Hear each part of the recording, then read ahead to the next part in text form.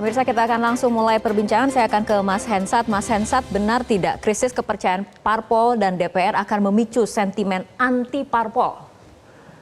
Ya, ini menarik ya. Pertanyaan pertama itu apakah akan memicu sentimen anti parpol? Kenapa itu saya bilang menarik? Karena undang-undang kali ini memberikan kekuasaan kepada parpol yang luar biasa. Undang-undangnya dibuat DPR, DPR-nya orang parpol. Jadi kalau kemudian memicu sentimen anti parpol, itu pasti bukan datang dari parpol. Dan bukan datang dari institusi atau lembaga negara. Kenapa? Karena institusi lembaga negara isinya orang parpol. Nah itu cuma bisa terjadi bila sentimen itu datang dari bawah, dari masyarakat. Kan masyarakat itu sebetulnya sebelum marah kan mereka bertanya dulu ya. Jadi tahapan-tahapannya itu bertanya. Ini buat apa lagi kemudian parpol ada gitu ya. Karena ada kaitannya misalnya yang paling dekat adalah memberikan rekomendasi jago-jago untuk pilkada misalnya. Nah itu kan pertanyaan-pertanyaannya. Kemudian Mahkamah Konstitusi juga kemarin membuat kehebohan juga gitu. Nah bertanya masyarakat. Yang pertama pertanyaannya adalah kalau antar lembaga tinggi negara bergesekan, seperti kemarin misalnya MK dan DPR, siapa yang jadi penengah? Nah itu di hukum tata negara belum ketemu tuh. Akhirnya rakyat mencari jawaban sendiri, turun ke jalan. Supaya apa? Supaya dua lembaga tinggi negara ini tidak saling bersengketa, rakyat perlu turun ke jalan. Akhirnya kan tidak bersengketa mereka. Padahal partai politik itu memainkan peran yang penting untuk Indonesia dari zaman sebelum kemerdekaan.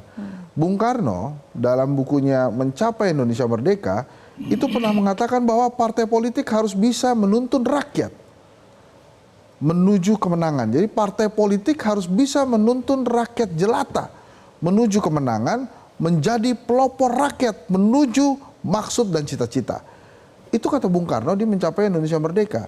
Jadi kalau kemudian partai politik saat ini jauh dari apa yang disampaikan Soekarno, maka kita perlu bertanya-tanya, apakah partai politik saat ini sudah bisa menuntun rakyat jelata ke arah maksud dan cita-cita mereka? Apakah kemudian saat ini partai politik lebih mengutamakan keselamatan ketua parpolnya? Apakah partai politik saat ini tunduk pada kekuasaan yang lebih tinggi daripada partai politik sehingga mereka tidak lagi independen untuk menuntun rakyat jelata menuju maksud dan cita-cita yang lebih baik itu?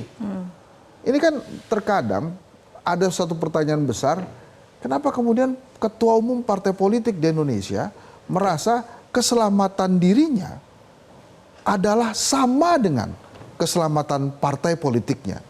Sehingga pada saat ada ancaman ke dirinya, dia merasa bahwa itu adalah ancaman ke partai politiknya. Padahal kan nggak gitu. Sehingga untuk menundukkan partai politik, cukup menundukkan ketua umumnya saja. Jelajahi cara baru mendapatkan informasi. Download Metro TV Extend sekarang.